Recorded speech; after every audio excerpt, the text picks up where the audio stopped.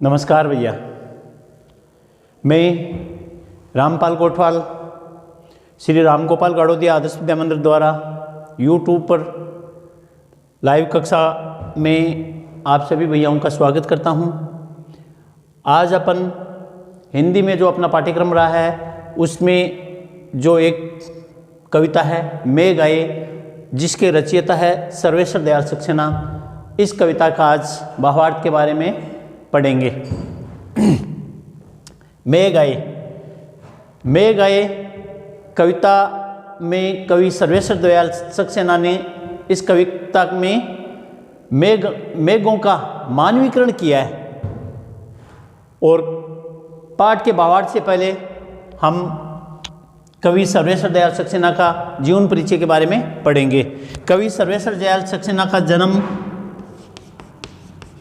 15 सितंबर 1927 को पिरोदा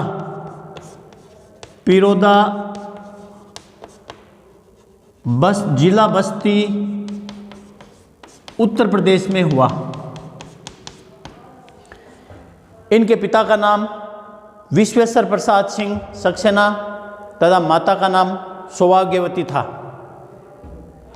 इन्होंने अपनी पढ़ाई पूरी करके पहले आकाशवाणी में कार्य किया और उसके बाद पत्रिकाओं आदि के संपादन में कार्य किया। इन्होंने पराग, दिनमान आदि पत्रिकाओं में संपादन का कार्य किया। पराग पत्रिका है जो बच्चों की जो बाल पत्रिका है वह पत्रिका है। और दिनमान में ये एक स्तंभ लिखते थे, चर्चे और चरखे। इस चर्चे और चरखे के लिए ये बहुत प्रसिद्ध हुए हैं। इनकी अन्य जो रचनाएं हैं, साहित्यिक रचनाएं हैं, वो निम्न प्रकार है। एक सुन्नी नाव, कुआनो नदी,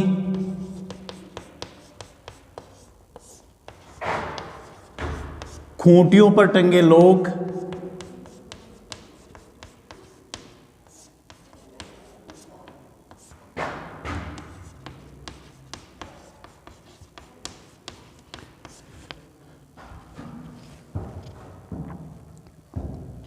बांस का पुल,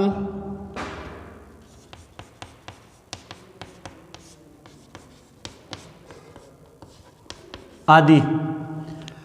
इस पत्रिकाओं में से जो खूंटियों पर टंगे लोग हैं, इस पत्रिका के लिए इनको साहित्यिक पुरस्कार दिया गया।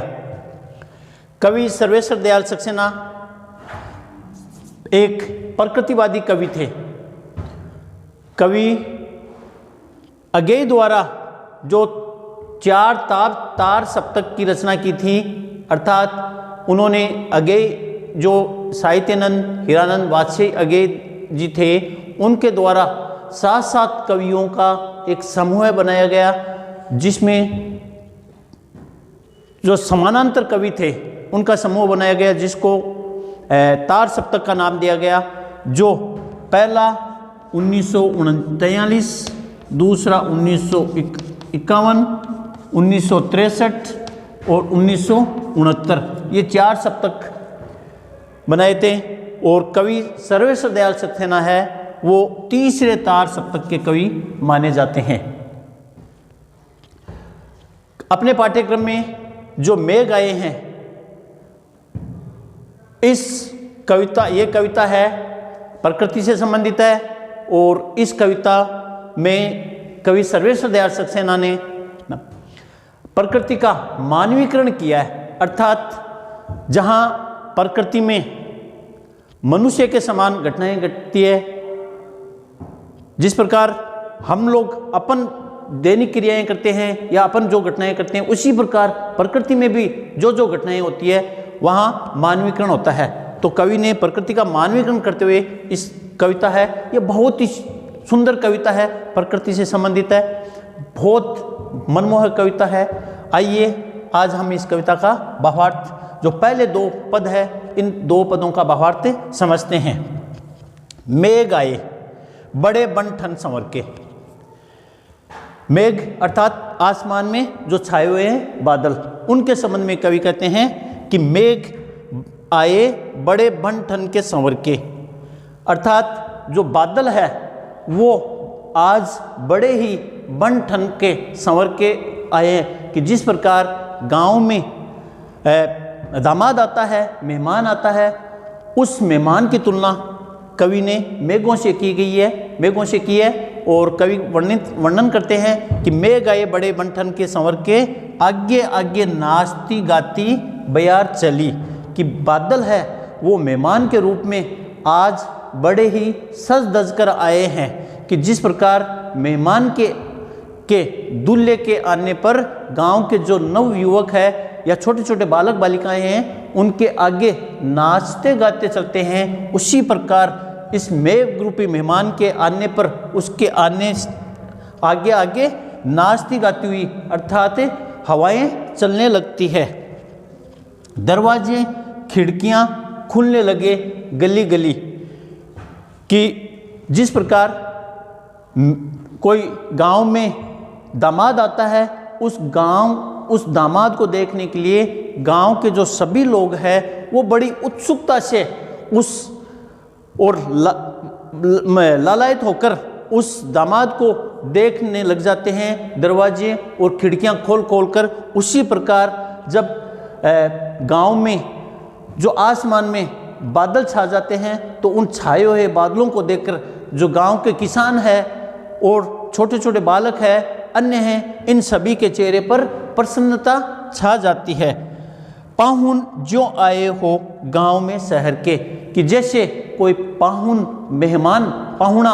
मेहमान शहर का जो पाहुना या मेहमान है वो गांव में आया हो, उसी भांति ये जो मेघ है वो कोई गांव में पाहुने के समान आए हैं।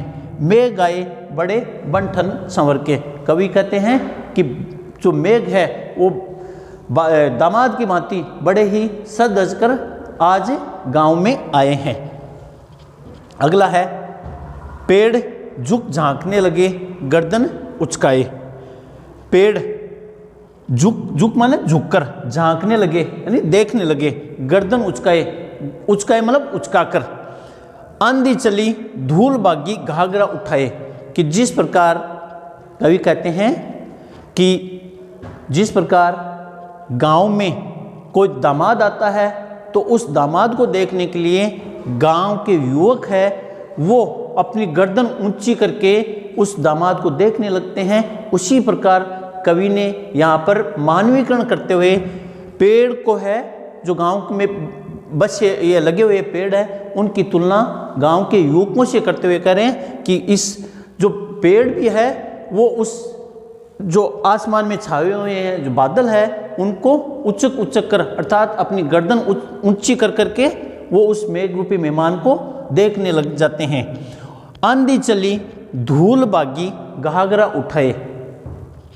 कि गांव में जब मेहमान आता है या कोई दामाद आता है, तो उस दामाद को के आगे आगे प्रसन्नतापूर्वक छोटी छोटी बालक है, अपने वस्त्र है वो ऊपर उठा उठा कर भागती है। उसी प्रकार इस मेघ रूपी मेहमान के आगे आंधी, ऐसा लग रहा है कि आंधी भी वो नाचती गाती हुई चलती जाती है।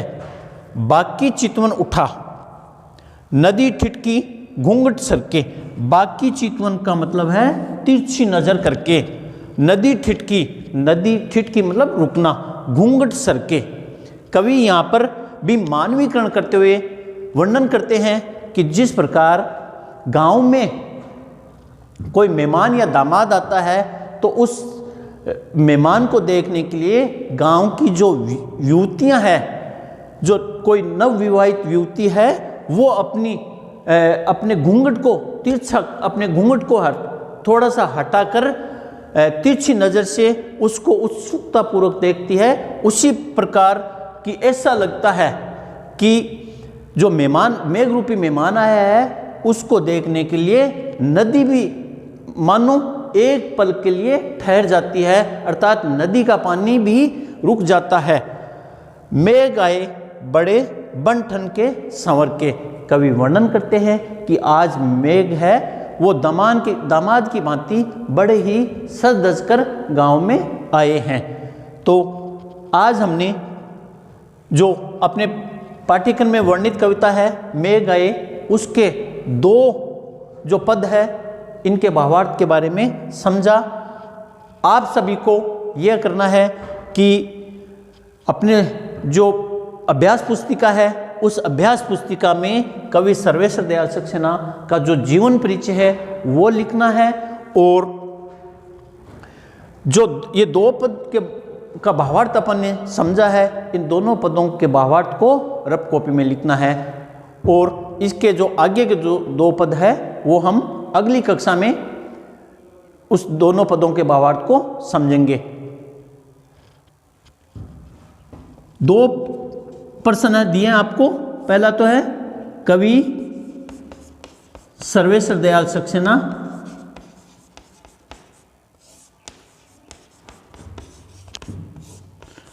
का जीवन परिचय।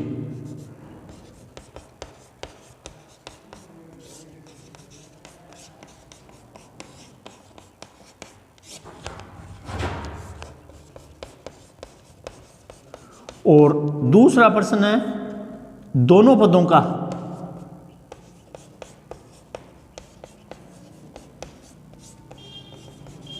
भावार्थ अभ्यास पुस्तिका में लिखना।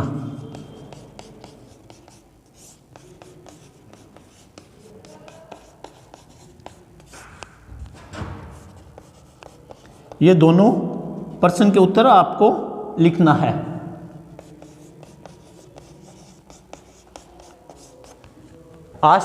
आज इस कक्षा में अपन इतना अध्ययन करेंगे, शेष अगली कक्षा में।